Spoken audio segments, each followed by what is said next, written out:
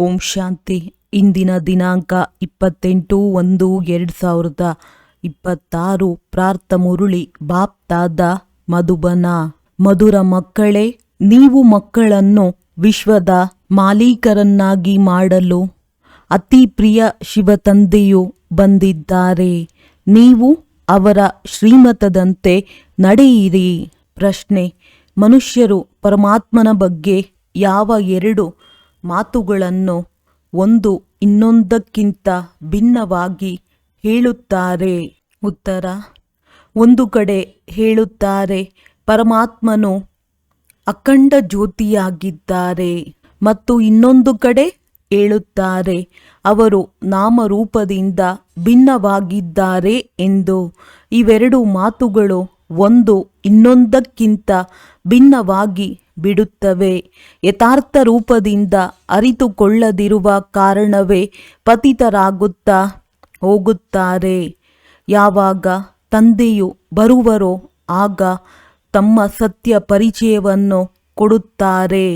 ಗೀತೆ: ಸತ್ತರೂ ನಿನ್ನ ಮಡಿಲಲ್ಲಿಯೇ. ಓಂ ಶಾಂತಿ. ಮಕ್ಕಳು, ಗೀತೆಯನ್ನು ಕೇಳಿದ್ದೀರಿ. ಯಾರಾದರೂ ಮರಣ ಹೊಂದಿದಾಗ ತಂದೆಯ ಬಳಿ ಜನ್ಮ ತೆಗೆದುಕೊಳ್ಳುತ್ತಾರೆ. ತಂದೆಯ ಬಳಿ ಜನ್ಮ ತೆಗೆದುಕೊಂಡರು ಎಂದೇ ಹೇಳುತ್ತಾರೆ. ತಾಯಿಯ ಹೆಸರನ್ನು ತೆಗೆದುಕೊಳ್ಳುವುದಿಲ್ಲ. ತಂದೆಗೆ ಶುಭಾಶಯಗಳನ್ನು ಹೇಳುತ್ತಾರೆ. ಈಗ ನೀವು ಮಕ್ಕಳು ತಿಳಿದುಕೊಂಡಿದ್ದೀರಿ, ನಾವಾತ್ಮರಾಗಿದ್ದೇವೆ. ಅದಂತೂ ಶರೀರದ ಮಾತಾಯಿತು. ಒಂದು ಶರೀರವನ್ನು ಬಿಟ್ಟು ಮತ್ತೆ ಇನ್ನೊಬ್ಬ ತಂದೆಯ ಬಳಿ ಹೋಗುತ್ತಾರೆ. ನೀವು 84 ಜನ್ಮಗಳಲ್ಲಿ 84 ಮಂದಿ ಸಾಕಾರ ತಂದೆಯರನ್ನು ಮಾಡಿಕೊಂಡಿದ್ದೀರಿ. ವಾಸ್ತವದಲ್ಲಿ ನೀವು ನಿರಾಕಾರ ತಂದೆಯ ಮಕ್ಕಳಾಗಿದ್ದೀರಿ. ನೀವಾತ್ಮರು ಪರಮಪಿತ ಪರಮಾತ್ಮನ ಮಕ್ಕಳಾಗಿದ್ದೀರಿ. ಅಲ್ಲಿನ ನಿವಾಸಿಗಳಾಗಿದ್ದೀರಿ. ಯಾವುದಕ್ಕೆ ನಿರ್ವಾಣಧಾಮ ಅಥವಾ ಶಾಂತಿಧಾಮವೆಂದು ಹೇಳುತ್ತಾರೆ. ಮೂಲತಃ ನೀವು ಅಲ್ಲಿನ ನಿವಾಸಿಗಳಾಗಿದ್ದೀರಿ. ತಂದೆಯೂ ಸಹ ಅಲ್ಲಿಯೇ ಇರುತ್ತಾರೆ. ಇಲ್ಲಿ ಬಂದು ನೀವು ಲೌಕಿಕ ತಂದೆಯ ಮಕ್ಕಳಾಗುತ್ತೀರಿ. ಅನಂತರ ಆ ತಂದೆಯನ್ನೇ ಮರೆತು ಹೋಗುತ್ತೀರಿ. ಸತ್ಯಯುಗದಲ್ಲಿಯೂ ಸಹ ನೀವು ಸುಖಿಯಾಗಿ ಬಿಡುತ್ತೀರಿ. ಆದ್ದರಿಂದ ಆ ಪಾರಲೌಕಿಕ ತಂದೆಯನ್ನು ಮರೆತು ಹೋಗುತ್ತೀರಿ.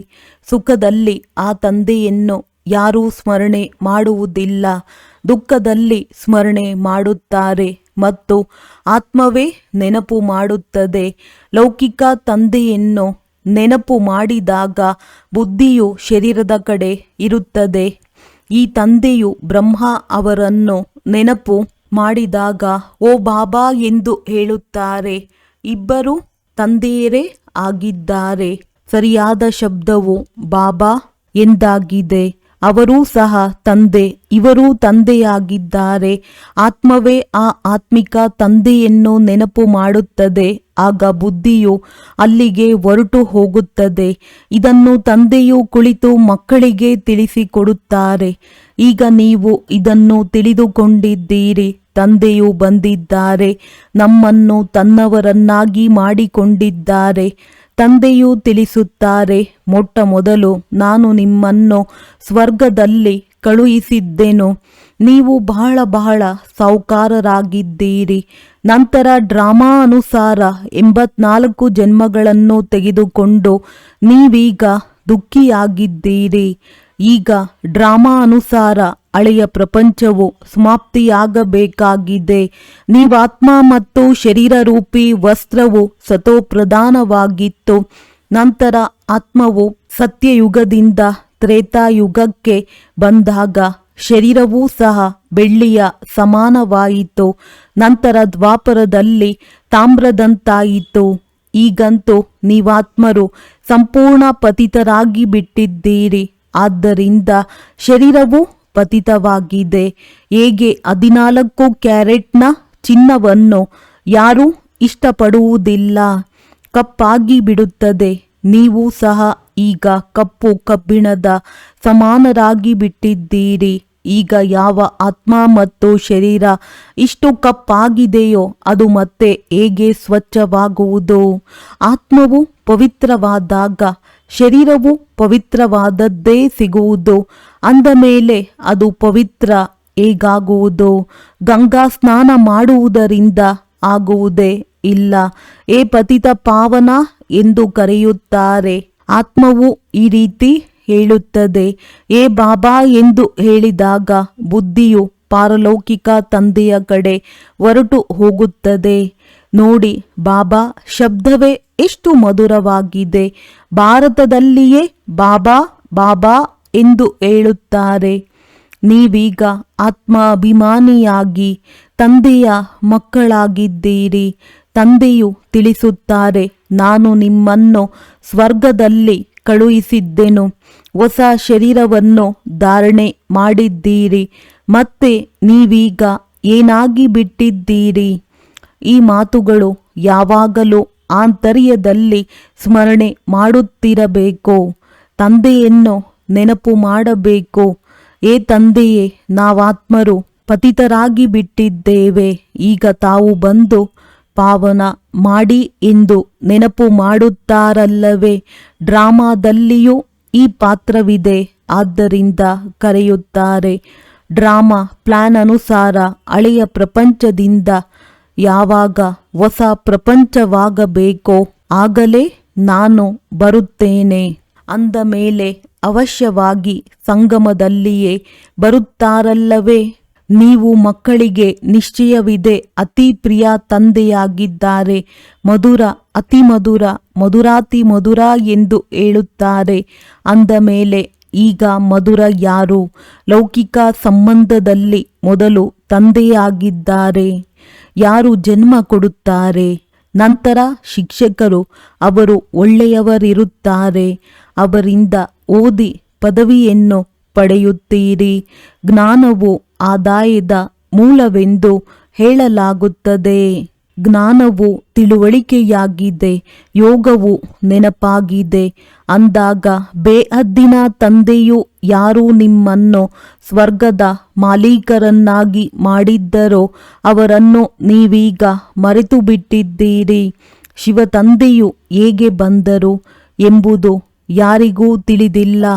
ಚಿತ್ರಗಳಲ್ಲಿಯೂ ಸ್ಪಷ್ಟವಾಗಿ ತೋರಿಸಲಾಗಿದೆ.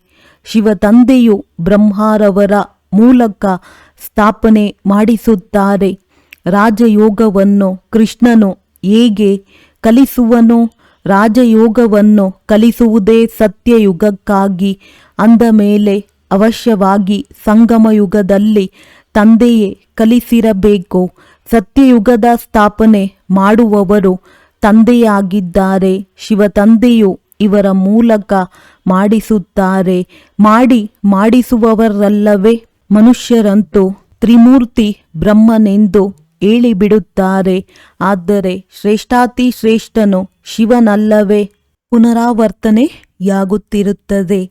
ಸೂಕ್ಷ್ಮವತನದ ಚಕ್ರವೆಂದು ಗಾಯನವಿಲ್ಲ. ಮನುಷ್ಯ ಸೃಷ್ಟಿಯ ಚರಿತ್ರೆ ಭೂಗೋಳವೇ ಪುನರಾವರ್ತನೆಯಾಗುತ್ತದೆ. ಸೂಕ್ಷ್ಮವತನದಲ್ಲಿ ಯಾವುದೇ ಚಕ್ರ ಇತ್ಯಾದಿಗಳಿರುವುದಿಲ್ಲ. ವಿಶ್ವದ ಇತಿಹಾಸ ಭೂಗೋಳವು ಪುನರಾವರ್ತನೆ ಎಂದು ಗಾಯನವಿದೆ. ಅದು ಇಲ್ಲಿಯ ಮಾತಾಗಿದೆ. ಸತ್ಯ ತ್ರೇತಾಯುಗ ಮಧ್ಯದಲ್ಲಿ ಅವಶ್ಯವಾಗಿ ಸಂಗಮಯುಗ ಬೇಕಾಗಿದೆ. ಇಲ್ಲವಾದರೆ ಕಲಿಯುಗವನ್ನು ಸತ್ಯಯುಗವನ್ನಾಗಿ ಯಾರು ಮಾಡುವರು? ನರಕವಾಸಿಗಳನ್ನು ಸ್ವರ್ಗವಾಸಿಗಳನ್ನಾಗಿ ಮಾಡಲು ತಂದೆಯು ಸಂಗಮದಲ್ಲಿ ಬರುತ್ತಾರೆ. ಇದಂತೂ ಸರ್ವಶಕ್ತಿವಂತ ತಂದೆಯ ಸರಕಾರವಾಗಿದೆ. ಜೊತೆಯಲ್ಲಿ ಧರ್ಮರಾಜನೂ ಇದ್ದಾರೆ. ನಾನು ನಿರ್ಗುಣನಲ್ಲಿ ಯಾವುದೇ ಗುಣವಿಲ್ಲವೆಂದು ಆತ್ಮವು ಹೇಳುತ್ತದೆ. ಯಾವುದೇ ದೇವತೆಯ ಮುಂದೆ ಹೋಗುತ್ತಾರೆಂದರೆ ಅವರ ಮುಂದೆ ಹೀಗೆ ಹೇಳುತ್ತಾರೆ. ವಾಸ್ತವದಲ್ಲಿ ಈ ರೀತಿ ತಂದೆಗೆ ಹೇಳಬೇಕು. ತಂದೆಯನ್ನು ಬಿಟ್ಟು ಬಂದು ಸಹೋದರರನ್ನು ದೇವತೆಗಳನ್ನು ಹಿಡಿದುಕೊಂಡಿದ್ದಾರೆ. ಈ ದೇವತೆಗಳು ಸಹೋದರರಾದರಲ್ಲವೇ? ಸಹೋದರರಿಂದ ಏನೂ ಸಿಗುವುದಿಲ್ಲ. ಸಹೋದರರ ಪೂಜೆ ಮಾಡುತ್ತಾ ಮಾಡುತ್ತಾ ಕೆಳಗಿಳಿಯುತ್ತಾ ಬಂದಿದ್ದಾರೆ. ನೀವೀಗ ತಿಳಿದುಕೊಂಡಿದ್ದೀರಿ. ತಂದೆಯು ಬಂದಿದ್ದಾರೆ, ಅವರಿಗಿಂದ ನಮಗೆ ಆಸ್ತಿಯೂ ಸಿಗುತ್ತದೆ. ಮನುಷ್ಯರು ತಂದೆಯನ್ನೇ ಅರಿತುಕೊಂಡಿಲ್ಲ, ಸರ್ವವ್ಯಾಪಿ ಎಂದು ಹೇಳಿಬಿಡುತ್ತಾರೆ. ಇನ್ನು ಕೆಲವರು ತಂದೆಯು ಅಖಂಡ ಜ್ಯೋತಿ ತತ್ವ ಎಂದು ಹೇಳುತ್ತಾರೆ. ತಂದೆಯು ನಾಮರೂಪದಿಂದ ಭಿನ್ನವೆಂದು ಕೆಲವರು ಹೇಳುತ್ತಾರೆ. ಯಾವಾಗ ಅಖಂಡ ಜ್ಯೋತಿ ಸ್ವರೂಪನಾಗಿದ್ದಾರೆ ಅಂದ ಮೇಲೆ ಮತ್ತೆ ಅವರು ನಾಮರೂಪದಿಂದ ಭಿನ್ನವೆಂದು ಹೇಗೆ ಹೇಳುತ್ತೀರಿ? ತಂದೆಯನ್ನು ಅರಿತುಕೊಳ್ಳದಿರುವ ಕಾರಣದಿಂದಲೇ ಪತಿತರಾಗಿ ಬಿಟ್ಟಿದ್ದಾರೆ. ತಮೋಪ್ರಧಾನರೂ ಆಗಲೇಬೇಕಾಗಿದೆ. ಮತ್ತೆ ಯಾವಾಗ ತಂದೆಯು ಬರುತ್ತಾರೆಯೋ ಆಗ ಎಲ್ಲರನ್ನೂ ಸತೋಪ್ರಧಾನರನ್ನಾಗಿ ಮಾಡುತ್ತಾರೆ. ಆತ್ಮಗಳು ನಿರಾಕಾರಿ ಪ್ರಪಂಚದಲ್ಲಿ ತಂದೆಯ ಜೊತೆ ಇರುತ್ತಾರೆ. ನಂತರ ಇಲ್ಲಿ ಸತೋ ರಜೋ ತಮೋದಲ್ಲಿ ಬಂದು ಪಾತ್ರವನ್ನಭಿನಯಿಸುತ್ತಾರೆ. ಆತ್ಮವೇ ತಂದೆಯನ್ನು ನೆನಪು ಮಾಡುತ್ತದೆ. ತಂದೆಯು ಬರುತ್ತಾರೆ, ನಾನು ಬ್ರಹ್ಮನ ತನುವಿನ ಆಧಾರ ತೆಗೆದುಕೊಳ್ಳುತ್ತೇನೆಂದು ಹೇಳುತ್ತಾರೆ. ಇದು ಭಾಗ್ಯಶಾಲಿ ರಥವಾಗಿದೆ. ಆತ್ಮವು ರಥವಿಲ್ಲದೆ ಇರುವುದಿಲ್ಲ. ಈಗ ನೀವು ಮಕ್ಕಳಿಗೆ ತಿಳಿಸಲಾಗಿದೆ, ಇದು ಜ್ಞಾನದ ಮಳೆಯಾಗಿದೆ, ತಿಳುವಳಿಕೆಯಾಗಿದೆ. ಇದರಿಂದೇನು ಆಗುತ್ತದೆ? ಪತಿತ ಪ್ರಪಂಚದಿಂದ ಪಾವನ ಪ್ರಪಂಚವಾಗುತ್ತದೆ. ಈ ಗಂಗಾ ಜಮುನಾ ಸತ್ಯಯುಗದಲ್ಲಿಯೂ ಇರುತ್ತದೆ. ಕೃಷ್ಣನು ಜಮುನಾ ನದಿಯ ತೀರದಲ್ಲಿ ಆಟವಾಡುತ್ತಾನೆಂದು ಹೇಳುತ್ತಾರೆ. ಆದರೆ ಈ ರೀತಿಯ ಮಾತೇನೂ ಇಲ್ಲ. ಕೃಷ್ಣನಂತೂ ಸತ್ಯಯುಗದ ರಾಜಕುಮಾರನಾಗಿದ್ದಾನೆ. ಅವನನ್ನು ಬಹಳ ಚೆನ್ನಾಗಿ ಸಂಭಾಲನೆ ಮಾಡಲಾಗುತ್ತದೆ. ಏಕೆಂದರೆ ಹೂವಲ್ಲವೇ, ಹೂವು ಎಷ್ಟೊಂದು ಸುಂದರವಾಗಿರುತ್ತದೆ. ಎಲ್ಲರೂ ಹೂವಿನಿಂದ ಸುಗಂಧವನ್ನು ತೆಗೆದುಕೊಳ್ಳುತ್ತಾರೆ, ಮುಳ್ಳುಗಳಿಂದ ತೆಗೆದುಕೊಳ್ಳುವುದಿಲ್ಲ. ಈಗಂತೂ ಇದು ಮುಳ್ಳುಗಳ ಪ್ರಪಂಚವಾಗಿದೆ. ಮುಳ್ಳಿನ ಕಾಡನ್ನು ತಂದೆಯು ಬಂದು ಹೂದೋಟವನ್ನಾಗಿ ಮಾಡುತ್ತಾರೆ. ಆದ್ದರಿಂದ ಅವರಿಗೆ ಬಬುಲನಾಥನೆಂದು ಹೆಸರಿಟ್ಟಿದ್ದಾರೆ. ಮುಳ್ಳುಗಳನ್ನು ಹೂಗಳನ್ನಾಗಿ ಮಾಡುತ್ತಾರೆ. ಆದ್ದರಿಂದ ಮುಳ್ಳುಗಳನ್ನು ಹೂವನ್ನಾಗಿ ಮಾಡುವ ತಂದೆಯೆಂದು ಅವರನ್ನು ಮಹಿಮೆ ಮಾಡುತ್ತಾರೆ. ಈಗ ನೀವು ಮಕ್ಕಳಿಗೆ ತಂದೆಯ ಜೊತೆ ಎಷ್ಟೊಂದು ಪ್ರೀತಿ ಇರಬೇಕು. ಆ ಲೌಕಿಕ ತಂದೆಯಂತೂ ನಿಮ್ಮನ್ನು ಕೆಸರಿನಲ್ಲಿ ಹಾಕುತ್ತಾರೆ. ಈ ತಂದೆಯು 21 ಜನ್ಮಗಳಿಗಾಗಿ ನಿಮ್ಮನ್ನು ಕೆಸರಿನಿಂದ ಹೊರತೆಗೆದು ಪಾವನರನ್ನಾಗಿ ಮಾಡುತ್ತಾರೆ. ಅವರು ನಿಮ್ಮನ್ನು ಪತಿತರನ್ನಾಗಿ ಮಾಡುತ್ತಾರೆ. ಆದ್ದರಿಂದ ಲೌಕಿಕ ತಂದೆ ಇದ್ದರೂ ಕೂಡ ಆತ್ಮವು ಪಾರಲೌಕಿಕ ತಂದೆಯನ್ನು ನೆನಪು ಮಾಡುತ್ತದೆ. ನೀವೀಗ ತಿಳಿದುಕೊಂಡಿದ್ದೀರಿ. ಅರ್ಧಕಲ್ಪ ತಂದೆಯನ್ನು ನೆನಪು ಮಾಡಿದ್ದೀರಿ. ತಂದೆಯು ಅವಶ್ಯವಾಗಿ ಬರುತ್ತಾರೆ. ಶಿವಜಯಂತಿಯನ್ನು ಆಚರಿಸುತ್ತಾರಲ್ಲವೇ? ನೀವು ತಿಳಿದುಕೊಂಡಿದ್ದೀರಿ, ನಾವು ಬೇಹದ್ದಿನ ತಂದೆಯ ಮಕ್ಕಳಾಗಿದ್ದೇವೆ. ಈಗ ನಮ್ಮ ಸಂಬಂಧವು ಅವರೊಂದಿಗೂ ಇದೆ ಮತ್ತು ಲೌಕಿಕದೊಂದಿಗೂ ಇದೆ. ಪಾರಲೌಕಿಕ ತಂದೆಯನ್ನು ನೆನಪು ಮಾಡುವುದರಿಂದ ನೀವು ಪಾವನರಾಗುತ್ತೀರಿ. ಆತ್ಮಕ್ಕೆ ಗೊತ್ತಿದೆ, ಅವರು ನಮ್ಮ ಲೌಕಿಕ ತಂದೆ, ಇವರು ಪಾರಲೌಕಿಕ ತಂದೆಯಾಗಿದ್ದಾರೆ. ಭಕ್ತಿ ಮಾರ್ಗದಲ್ಲಿಯೂ ಇದು ಆತ್ಮಕ್ಕೆ ತಿಳಿದಿರುತ್ತದೆ. ಆದ್ದರಿಂದಲೇ ಹೇ ಭಗವಂತ, ಓ ಗಾಡ್ ಫಾದರ್ ಎಂದು ಹೇಳುತ್ತಾರೆ. ಅವಿನಾಶಿ ತಂದೆಯನ್ನು ನೆನಪು ಮಾಡುತ್ತಾರೆ. ಆ ತಂದೆಯು ಬಂದು ಸ್ವರ್ಗ ಸ್ಥಾಪನೆ ಮಾಡುತ್ತಾರೆ. ಇದು ಯಾರಿಗೂ ತಿಳಿದಿಲ್ಲ. ಶಾಸ್ತ್ರಗಳಲ್ಲಿ ಯುಗಗಳಿಗೂ ಸಹ ಬಹಳ ಸುದೀರ್ಘವಾದ ಆಯಸ್ಸನ್ನು ಹೇಳಿಬಿಟ್ಟಿದ್ದಾರೆ. ತಂದೆಯು ಪತಿತರನ್ನು ಪಾವನ ಮಾಡಲು ಬರುತ್ತಾರೆಂದರೆ ಅವಶ್ಯವಾಗಿ ಸಂಗಮದಲ್ಲಿಯೇ ಬರುತ್ತಾರೆಂಬುದು ಯಾರ ಬುದ್ಧಿಯಲ್ಲಿಯೂ ಬರುವುದಿಲ್ಲ.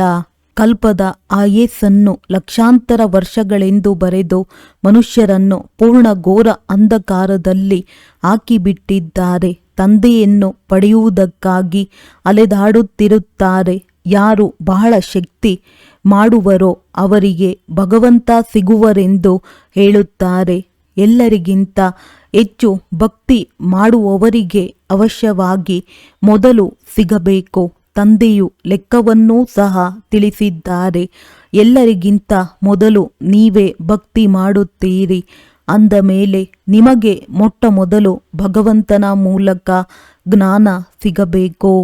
ಇದರಿಂದ ನೀವೇ ಹೊಸ ಪ್ರಪಂಚದಲ್ಲಿ ರಾಜ್ಯ ಮಾಡುವಿರಿ. ಬೇಅದ್ದಿನ ತಂದೆಯು ನೀವು ಮಕ್ಕಳಿಗೆ ಜ್ಞಾನ ಕೊಡುತ್ತಿದ್ದಾರೆ. ಇದರಲ್ಲಿ ಯಾವುದೇ ಕಷ್ಟದ ಮಾತಿಲ್ಲ. ತಂದೆಯು ತಿಳಿಸುತ್ತಾರೆ, ನೀವು ಅರ್ಧಕಲ್ಪ ನೆನಪು ಮಾಡಿದ್ದೀರಿ. ಸುಖದಲ್ಲಿ ಯಾರೂ ನೆನಪು ಮಾಡುವುದಿಲ್ಲ. ಅಂತಿಮದಲ್ಲಿ ಯಾವಾಗ ದುಃಖಿಯಾಗಿ ಬಿಡುವಿರೋ ಆಗ ನಾನು ಬಂದು ಸುಖಿಯನ್ನಾಗಿ ಮಾಡುತ್ತೇನೆ. ನೀವೀಗ ಬಹಳ ದೊಡ್ಡ ವ್ಯಕ್ತಿಯಾಗುತ್ತೀರಿ. ನೋಡಿ, ಮುಖ್ಯಮಂತ್ರಿ, ಪ್ರಧಾನಮಂತ್ರಿ ಮೊದಲಾದವರ ಬಂಗಲೆಗಳು ಎಷ್ಟು ಸುಂದರವಾಗಿರುತ್ತವೆ. ಅಲ್ಲಿನ ಹಸುಗಳು, ಪೀಠೋಪಕರಣಗಳು ಎಲ್ಲವೂ ಸುಂದರವಾಗಿರುತ್ತವೆ. ಆದರೆ ನೀವು ಇದಕ್ಕಿಂತಲೂ ಎಷ್ಟು ದೊಡ್ಡ ವ್ಯಕ್ತಿ, ದೇವತೆಗಳಾಗುತ್ತೀರಿ. ದೈವಿ ಗುಣವುಳ್ಳ ದೇವತೆಗಳು, ಸ್ವರ್ಗದ ಮಾಲೀಕರಾಗುತ್ತೀರಿ. ಅಲ್ಲಿ ನಿಮಗಾಗಿ ವಜ್ರ ವೈಡೂರ್ಯಗಳ ಮೆಹಲುಗಳಿರುತ್ತವೆ. ಅಲ್ಲಿ ನಿಮ್ಮ ಪೀಠೋಪಕರಣಗಳು ಚಿನ್ನದಿಂದ ಮಾಡಲ್ಪಟ್ಟ ಬಹಳ ಸುಂದರವಾಗಿರುತ್ತವೆ. ಇಲ್ಲಂತೂ ಉಯ್ಯಾಲೆ ಇತ್ಯಾದಿಗಳೆಲ್ಲವೂ ಬಹಳ ಕನಿಷ್ಠ ಮಟ್ಟದ್ದಾಗಿದೆ. ಸತ್ಯಯುಗದಲ್ಲಿ ಎಲ್ಲವೂ ವಜ್ರ ವೈಡೂರ್ಯಗಳಿಂದ ಮಾಡಲ್ಪಟ್ಟ ವಸ್ತುಗಳಾಗಿರುತ್ತವೆ. ಇದು ರುದ್ರಜ್ಞಾನ ಯಜ್ಞವಾಗಿದೆ. ಶಿವನಿಗೆ ರುದ್ರನೆಂದು ಹೇಳುತ್ತಾರೆ. ಯಾವಾಗ ಭಕ್ತಿ ಪೂರ್ಣವಾಗುವುದೋ ಅನಂತರ ಭಗವಂತನು ರುದ್ರ ಯಜ್ಞವನ್ನು ರಚಿಸುತ್ತಾರೆ. ಸತ್ಯಯುಗದಲ್ಲಿ ಯಜ್ಞ ಅಥವಾ ಭಕ್ತಿಯ ಮಾತೆ ಇರುವುದಿಲ್ಲ. ಈ ಸಮಯದಲ್ಲಿಯೇ ತಂದೆಯು ಈ ಅವಿನಾಶಿ ರುದ್ರಜ್ಞಾನ ಯಜ್ಞವನ್ನು ರಚಿಸುತ್ತಾರೆ. ನಂತರದಲ್ಲಿ ಇದರ ಗಾಯನವೂ ನಡೆಯುತ್ತದೆ. ಭಕ್ತಿಯಂತೂ ಸದಾ ನಡೆಯುವುದಿಲ್ಲ. ಭಕ್ತಿ ಮತ್ತು ಜ್ಞಾನ. ಭಕ್ತಿಯು ರಾತ್ರಿ, ಜ್ಞಾನವು ದಿನವಾಗಿದೆ. ತಂದೆಯು ಬಂದು ದಿನವನ್ನಾಗಿ ಮಾಡುತ್ತಾರೆ. ಅಂದ ಮೇಲೆ ತಂದೆಯ ಜೊತೆ ಮಕ್ಕಳಿಗೆ ಎಷ್ಟೊಂದು ಪ್ರೀತಿ ಇರಬೇಕು. ತಂದೆಯು ನಮ್ಮನ್ನು ವಿಶ್ವದ ಮಾಲೀಕರನ್ನಾಗಿ ಮಾಡುತ್ತಾರೆ. ಅತಿ ಪ್ರಿಯ ತಂದೆಯಾಗಿದ್ದಾರೆ. ಅವರಿಗಿಂತ ಹೆಚ್ಚು ಪ್ರಿಯವಾದ ವಸ್ತು ಬೇರೆ ಯಾವುದೂ ಇಲ್ಲ. ಅರ್ಧಕಲ್ಪದಿಂದ ನೆನಪು ಮಾಡುತ್ತಾ ಬಂದಿದ್ದೀರಿ. ಬಾಬಾ ಬಂದು ನಮ್ಮ ದುಃಖವನ್ನು ದೂರ ಮಾಡಿ ಎಂದು ಕರೆದುದರಿಂದ ಈಗ ತಂದೆಯು ಬಂದಿದ್ದಾರೆ. ತಿಳಿಸುತ್ತಾರೆ, ಮಕ್ಕಳೇ, ನೀವು ತಮ್ಮ ಗೃಹಸ್ಥ ವ್ಯವಹಾರದಲ್ಲಂತೂ ಇರಲೇಬೇಕಾಗಿದೆ. ಇಲ್ಲಿ ತಂದೆಯ ಬಳಿ ಎಷ್ಟು ಮಂದಿ ಬಂದು ಕುಳಿತುಕೊಳ್ಳುತ್ತೀರಿ. ತಂದೆಯ ಜೊತೆಯಲ್ಲಂತೂ ಪರಮಧಾಮದಲ್ಲಿಯೇ ಇರಲು ಸಾಧ್ಯ. ಇಲ್ಲಂತೂ ಇಷ್ಟೆಲ್ಲ ಮಕ್ಕಳು ಇರಲು ಸಾಧ್ಯವಿಲ್ಲ. ಶಿಕ್ಷಕರು ಹೇಗೆ ಪ್ರಶ್ನೆ ಕೇಳುತ್ತಾರೆ? ಧ್ವನಿ ವರ್ಧಕದಲ್ಲಿ ಎಲ್ಲರಿಗೆ ಹೇಗೆ ಪ್ರತ್ಯುತ್ತರ ಕೊಡಲು ಸಾಧ್ಯ? ಆದ್ದರಿಂದ ಕೆಲವರೇ ವಿದ್ಯಾರ್ಥಿಗಳನ್ನು ಕೂರಿಸಿಕೊಂಡು ಓದಿಸುತ್ತಾರೆ. ಕಾಲೇಜುಗಳಂತೂ ಬಹಳಷ್ಟಿರುತ್ತದೆ. ಮತ್ತೆ ಎಲ್ಲರ ಪರೀಕ್ಷೆಗಳಾಗುತ್ತವೆ. ಪಟ್ಟಿ ಮಾಡುತ್ತಾರೆ. ಇಲ್ಲಂತೂ ಒಬ್ಬ ತಂದೆಯೇ ಓದಿಸುತ್ತಾರೆ. ಇದನ್ನೂ ಸಹ ತಿಳಿಸಬೇಕು. ದುಃಖದಲ್ಲಿ ಎಲ್ಲರೂ ಆ ಪಾರಲೌಕಿಕ ತಂದೆಯನ್ನು ನೆನಪು ಮಾಡುತ್ತಾರೆ. ಈಗ ಆ ತಂದೆಯು ಬಂದಿದ್ದಾರೆ. ಮಹಾಭಾರತ ಯುದ್ಧವು ಸನ್ಮುಖದಲ್ಲಿ ನಿಂತಿದೆ. ಮಹಾಭಾರತ ಯುದ್ಧದಲ್ಲಿ ಕೃಷ್ಣನು ಬಂದನೆಂದು ಅವರು ತಿಳಿಯುತ್ತಾರೆ. ಇದಂತೂ ಸಾಧ್ಯವಿಲ್ಲ. ಪಾಪ ಮನುಷ್ಯರು ತಬ್ಬಿಬ್ಬಾಗಿದ್ದಾರೆ. ಆದರೂ ಸಹ ಕೃಷ್ಣ ಕೃಷ್ಣ ಎಂದು ನೆನಪು ಮಾಡುತ್ತಿರುತ್ತಾರೆ. ಈಗ ಅತಿ ಪ್ರಿಯನು ಶಿವನು ಆಗಿದ್ದಾರೆ ಮತ್ತು ಕೃಷ್ಣನೂ ಆಗಿದ್ದಾನೆ. ಆದರೆ ಅವರು ನಿರಾಕಾರ. ಕೃಷ್ಣನು ಸಾಕಾರಿಯಾಗಿದ್ದಾನೆ. ನಿರಾಕಾರ ತಂದೆಯು ಎಲ್ಲ ಆತ್ಮಗಳ ತಂದೆಯಾಗಿದ್ದಾರೆ. ವಾಸ್ತವದಲ್ಲಿ ಇಬ್ಬರೂ ಅತಿ ಪ್ರಿಯರಾಗಿದ್ದಾರೆ. ಕೃಷ್ಣನೂ ಸಹ ವಿಶ್ವದ ಮಾಲೀಕನಲ್ಲವೇ? ನೀವೀಗ ನಿರ್ಣಯ ಮಾಡಿ, ಹೆಚ್ಚು ಪ್ರಿಯರು ಯಾರು? ಶಿವತಂದೆಯೇ ಆ ರೀತಿ ಯೋಗ್ಯರನ್ನಾಗಿ ಮಾಡುತ್ತಾರಲ್ಲವೇ? ಕೃಷ್ಣನೇನು ಮಾಡುತ್ತಾನೆ? ತಂದೆಯೇ ಅವರನ್ನು ಈ ನೀತಿ ಮಾಡುತ್ತಾರೆ. ಅಂದ ಮೇಲೆ ಹೆಚ್ಚು ಗಾಯನವೂ ಸಹ ಆ ತಂದೆಗೆ ಇರಬೇಕು. ಶಂಕರನ ನೃತ್ಯವನ್ನು ತೋರಿಸುತ್ತಾರೆ. ವಾಸ್ತವದಲ್ಲಿ ನೃತ್ಯ ಮೊದಲಾದ ಮಾತಿಲ್ಲ. ತಂದೆಯು ತಿಳಿಸಿದ್ದಾರೆ, ನೀವೆಲ್ಲರೂ ಪಾರ್ವತಿಯರಾಗಿದ್ದೀರಿ. ಈ ಅಮರನಾಥ ಶಿವನು ನಿಮಗೆ ಕಥೆಯನ್ನು ತಿಳಿಸುತ್ತಿದ್ದಾರೆ. ಅದು ನಿರ್ವಿಕಾರಿ ಪ್ರಪಂಚವಾಗಿದೆ. ವಿಕಾರದ ಮಾತಿಲ್ಲ. ತಂದೆಯು ವಿಕಾರಿ ಪ್ರಪಂಚವನ್ನು ರಚಿಸುವರೆ. ವಿಕಾರದಲ್ಲಿಯೇ ದುಃಖವಿದೆ. ಮನುಷ್ಯರು ಹಠಯೋಗ ಇತ್ಯಾದಿಗಳನ್ನು ಬಹಳಷ್ಟು ಕಲಿಯುತ್ತಾರೆ. ಗುಹೆಗಳಲ್ಲಿ ಹೋಗಿ ಕುಳಿತುಕೊಳ್ಳುತ್ತಾರೆ. ಬೆಂಕಿಯಲ್ಲಿಯೂ ನಡೆದು ಹೋಗುತ್ತಾರೆ. ರಿದ್ಧಿ ಸಿದ್ಧಿಯು ಬಹಳಷ್ಟಿದೆ. ಜಾದೂಗರಿಯಿಂದ ಬಹಳಷ್ಟು ವಸ್ತುಗಳನ್ನು ಹೊರತೆಗೆಯುತ್ತಾರೆ. ವಾಸ್ತವದಲ್ಲಿ ಭಗವಂತನನ್ನು ಸಹ ಜಾದೂಗಾರ್, ರತ್ನಾಗಾರ್, ಸೌದಾಗಾರನೆಂದು ಹೇಳುತ್ತಾರೆ. ಅಂದ ಮೇಲೆ ಅವಶ್ಯವಾಗಿ ಚೈತನ್ಯವಾಗಿದ್ದಾರಲ್ಲವೇ? ನಾನು ಬರುತ್ತೇನೆಂದು ತಂದೆಯು ಹೇಳುತ್ತಾರೆ. ಅಂದ ಮೇಲೆ ಜಾದೂಗಾರನಲ್ಲವೇ? ಮನುಷ್ಯನನ್ನು ದೇವತೆ ಭಿಕಾರಿಯಿಂದ ರಾಜಕುಮಾರರನ್ನಾಗಿ ಮಾಡುತ್ತಾರೆ. ಇಂತಹ ಜಾದುವನ್ನು ಎಂದಾದರೂ ನೋಡಿದ್ದೀರಾ? ಒಳ್ಳೆಯದು. ಮಧುರಾತಿ ಮಧುರ ಅಗಲಿ ಹೋಗಿ ಮರಳಿ ಸಿಕ್ಕಿರುವ ಮಕ್ಕಳ ಪ್ರತಿ ಮಾತ್ಪಿತಾ ಬಾಪ್ತಾದಾರವರ ನೆನಪು, ಪ್ರೀತಿ ಹಾಗೂ ಸುಪ್ರಭಾತ. ಆತ್ಮಿಕ ಮಕ್ಕಳಿಗೆ ಆತ್ಮಿಕ ತಂದೆಯ ನಮಸ್ತೆ. ಧಾರಣೆಗಾಗಿ ಮುಖ್ಯ ಸಾರ. ಹೂದೋಟದಲ್ಲಿ ಹೋಗಬೇಕಾಗಿದೆ. ಆದ್ದರಿಂದ ಸುಗಂಧ ಭರಿತ ಹೂಗಳಾಗಬೇಕಾಗಿದೆ. ಯಾರಿಗೂ ದುಃಖವನ್ನು ಕೊಡಬಾರದು. ಒಬ್ಬ ಪಾರಲೌಕಿಕ ತಂದೆಯೊಂದಿಗೆ ಸರ್ವ ಸಂಬಂಧಗಳನ್ನು ಜೋಡಿಸಬೇಕಾಗಿದೆ.